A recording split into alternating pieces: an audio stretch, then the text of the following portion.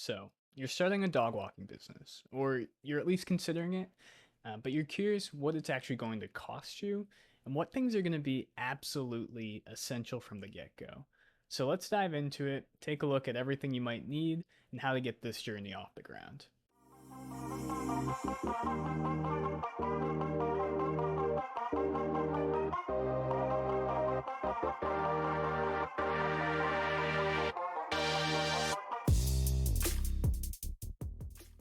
This video is intended for someone who is hoping to walk dogs, maybe in their neighborhood, or hoping to use one of those apps to walk dogs like Wag or Rover, but they're pretty much beginners at it. Maybe you have some experience with dogs, but you've never actually tried to turn it into a business or to do these dog walks. There will be additional items that you'll need if you are someone who is trying to branch out and start your own business. Like if you are establishing an LLC, if you're going to need dog insurance, all of those things, there's going to be a more elaborate video that you'll need to watch than this one. But if you're just getting started here, you want to do those neighborhood walks or you want to go through Rover, who sets it up nicely for you, then this is going to be a great video for you.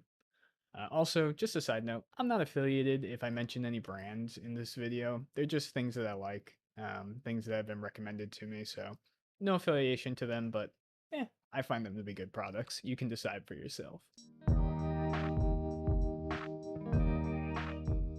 The first thing you're going to want is going to be very basic. You're going to want a 4 to 6 foot long dog leash and a collar or harness. Now, 99% of the time, the dog owner is going to have these items for you. So you might think to yourself, why is this essential? I'm going to be given these things. And you'd probably be correct about that. But the thing that I want to drill into you from the start of this video is we're about safety. And a lot of times you're going to have no problems with the equipment the owners give you, but every once in a while, something's going to break. And in that situation, it becomes very dangerous if you have a dog who is out roaming on their own. You have no way to hook them back up and get them under control. Usually, it happens in situations where the dog's really pulling too. So, if they see a dog that they want to get to, chase down a squirrel, so they are already, hyped up and energized to go, you're going to want something to reel them back in. So, for that, I'm going to recommend that you get a leash 4 to 6 feet. You do not want anything longer than that. Also, kind of touching back on safety, you do not want any of those retractable leashes. Dogs can get really far away from you on those retractable leashes, and that can provide dangerous situations where maybe a car is coming, but you can't react quickly enough because the dog is so far away from you. You don't want to mess with that. You want something that's going to be 4 to 6 feet long, nothing super long here. Nothing special about this leash. This is going to be for emergency situation. So something along those lines. And then similarly, you're going to want a collar and probably a slightly larger collar, even if you have a smaller dog that you're walking, because it's going to be harder to fit a very small collar around a very big dog's neck than it is to fit a very large collar around a small dog's neck. Most scenarios, you're looking for a perfect fit collar, so dogs can't wiggle out of them. But once again, this is an emergency situation. We just want something that we can get the dog under control long enough so we can get them back home. So yeah, these two items themselves, like I said, they don't have to be fancy. They're not going to be super expensive. All in all, probably run you about $40 for both things, and that's probably on the high side.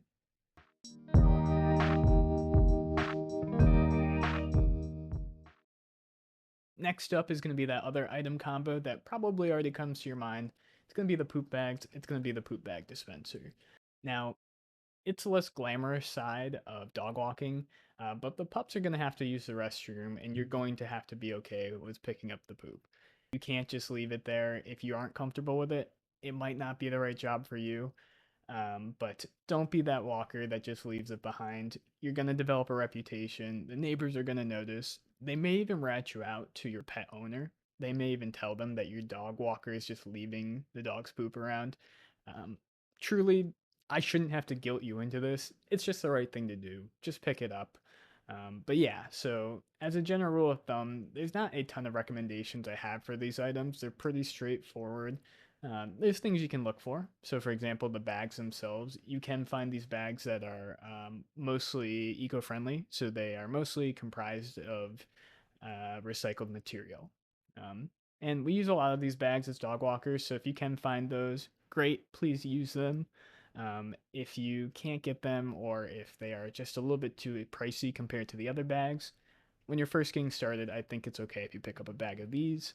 If you start to get a lot of clients, start to make some money here, try to go for the more recyclable bags. And then as far as the dispenser goes, it just kind of looks like this big pill in a way. You just kind of unscrew it, put the bags in, screw it back up. You can go for the ones that have this little clip slot so you can put it on the end of your lead. That makes it easy, makes it so that you know where it is at all times. You just got to remember to take it off the lead afterwards if it is the actual owner's lead and not your lead when you're walking a dog. You can also get the ones with a little flashlight on the end. Could be helpful if you are walking a little bit around dusk or dawn. I'll talk about that a little bit later in the video though. Once again, not going to be super expensive. A big bag of these as well as this little dispenser probably going to run you about 20 bucks all in all.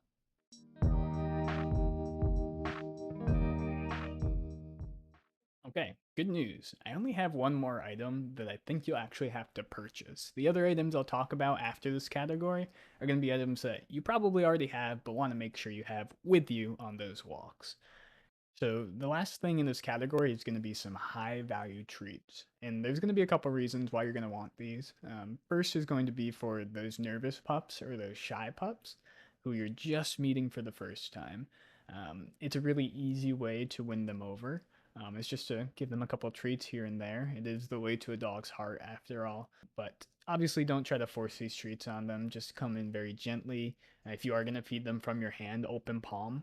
Never go closed hand because that could be an easy way to get nipped by a dog. Or if you're really not comfortable or the dog doesn't seem comfortable, you can just toss them to them. Ask them to sit. Most dogs will know that command. Then just do a 1, 2, 3 count and toss it to them. The other reason why you're going to want these high value treats are to diffuse tense situations. Anytime a dog is misbehaving, so whether it's just pulling really hard on the leash, not really listening to you, or if you come across another dog and you know that your dog is aggressive and not friendly and they are really trying to get to that other dog, it is a great way to redirect that energy from the dog is to have them focus on a treat, have them sit. If you see another dog coming in the distance, you can do that before that situation even happens. So always be on the lookout when you are on walks for what's around you. You're not just looking at the dog. Be off your phone as much as you can. Make sure you're listening to the world around you. But yeah, so treats are going to be a great way to redirect that energy from the pup. I do personally have treats that I find to be really great. I like the Zooks mini treats as they are small, they're not calorie bombs, so you can reward the dog a little bit more often if you need to. But also, they've just been recommended to me from friends, people I trust who know a little bit more about dog nutrition than I do as a walker. So I trust those people. I think the treats have been great so far. You can do your own research. You don't have to get Zooks mini treats. Like I said, I'm not sponsored by them, no affiliation. I just like them. But if we're going to talk about the price for these kinds of treats, we'll be safe with it. If you get a medium to large size bag of treats, it's probably going to run you about 15 bucks. So that's going to be the last thing that's going to be totaling up into this absolute necessary essential category.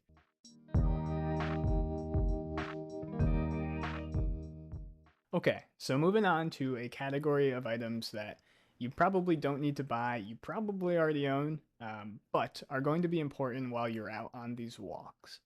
The first thing in this category is going to be a smartphone. Pretty straightforward here. You need to be in contact with the owner at all times. Make sure you have their number, make sure you exchange that ahead of time. But also, if you are walking these dogs through the Rover app or the WAG app, you are going to need to send pictures to the owners while you're out on the walk. You even record if they've used the bathroom or anything along those lines. So make sure you have a phone on you. Pretty obvious.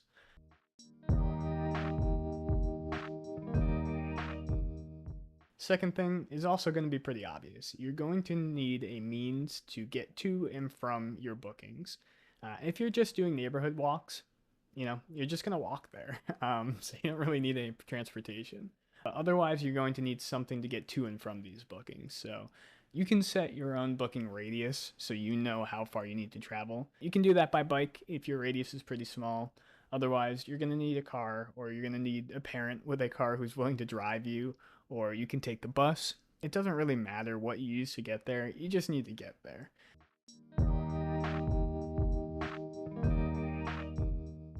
So, smartphone, means of transportation. Here's an exciting one. If you are someone like me, you have built up this weird supply of string bags over the years that you don't really have a use for.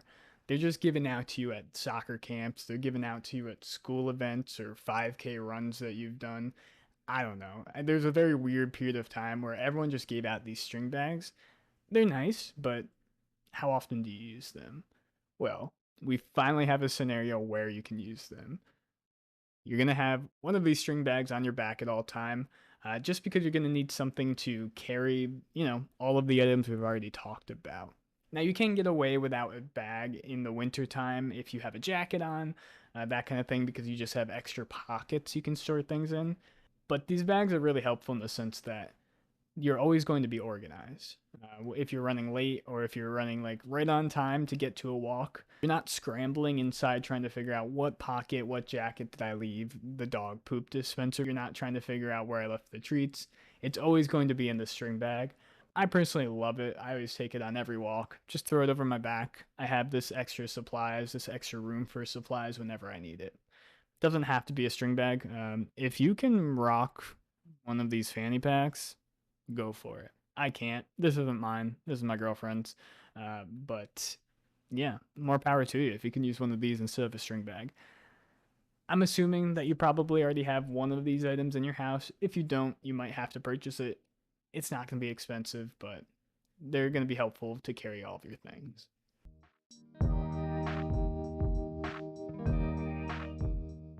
Finally, the other thing I would say is absolutely essential that you probably already have is a reusable water bottle that you're going to have full of cold water. And this is not going to be for you, this is going to be for the pups. Especially as we are getting into summertime here, temperatures can get really warm no matter where you are. And the pups might not be used to that temperature if they are long haired dogs or dogs that are sensitive to heat. You're going to want something on you to help cool them down in the case that you are seeing that they're overheating.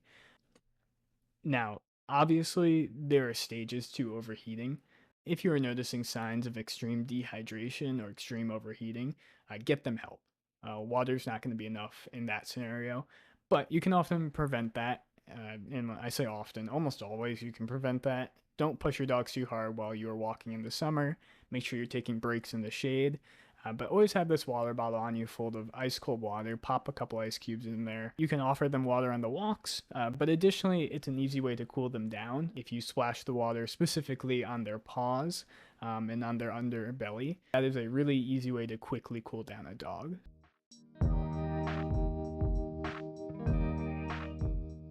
I know I already said finally with the last item, as in like that's going to be the end of the list. One other thing, we're all about safety here. I've mentioned it a couple times. Just have some bandages on you and something to clean a cut on you as well. You don't need anything fancy to get started with. And once again, if it's anything more than bandages and something to clean the cut that you need, you probably should just get help. You probably should not try to fix it on your own if it's anything more aggressive or more serious than that. You want someone who is professional to care for this dog. You do not want to try to do that on your own. But this is for very minor, cuts or scrapes, that kind of thing.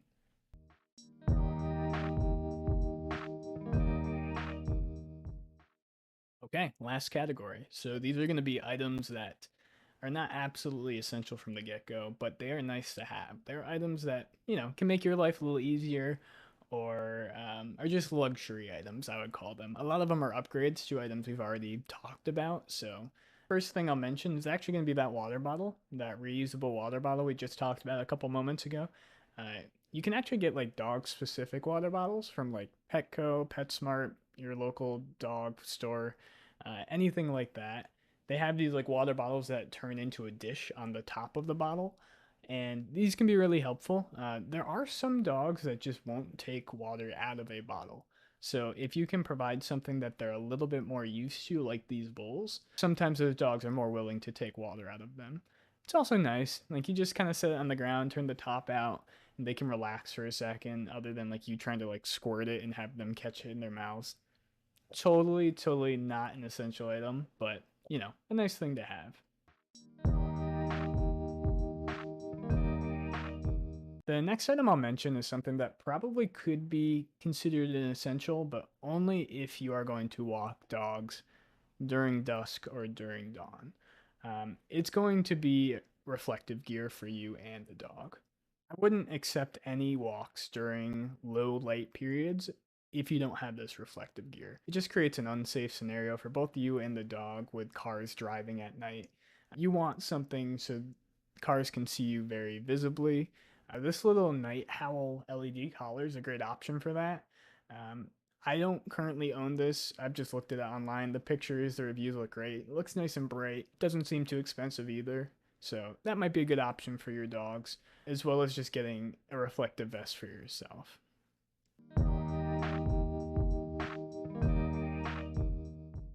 All right, last item, and it's kind of an upgrade to our treats in a way, at least in the way that we use it. So it's called Pet Corrector, and it's this can that emits a hissing sound. And the sound itself does not hurt the dogs in any way, shape, or form, but it does provide an opportunity for that dog to switch off of whatever they're doing. So, whatever bad behavior they are showing, whether that's pulling on the leash or something a little bit more dangerous, like attempting to get to another dog to start a dog fight or even an altercation with you if a dog turns on you. If you spray that, a lot of times it'll give that instance for that dog to kind of like hear something else, kind of switch off of it, and be that intervention that you need to prevent a bad situation. I can't say that it works 100% of the time because I don't know the statistics on it, but it is better than having nothing on you. It's kind of like bear spray in a forest. Worst case scenario, you want to have it on you as a just in case. I'll let you decide if this is something that you really need. It might be a good option, especially for those of you who are really new to dog walking and you might not anticipate all of the bad scenarios that could come out of a dog walk. Just don't have that experience level, right? So it might be a worthwhile investment. I'll leave it up to you based on the dogs that you're walking, if they're super friendly with other dogs or not. All right. Before we total this all up, please subscribe to the channel if you found this video helpful at all. Yeah, it's the shameless plug time. You know what it is. The channel is going to be entirely dedicated to dog caretaking and dog walking and my experiences while doing so. If you find this content helpful or if you find it interesting, give it a like, subscribe, all of those things, and we'll keep pumping out videos here.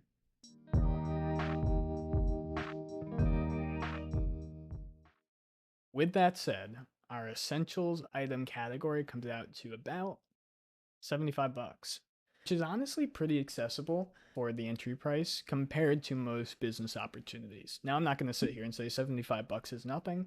It's a lot of money, but compared to starting a lot of different, side hustle or small business opportunities, 75 bucks is not a huge barrier in the grand scheme of things.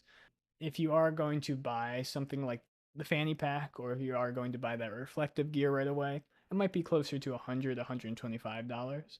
But what I can tell you from my experience at least, I made that plus more. Like I made that much money and profit in my very first week of doing this. Now, your situation might vary. You might not do the same.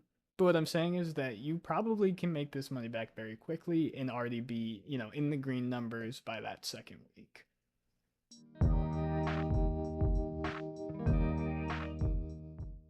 So we've talked about the gear that you'll need to get started as a dog walker.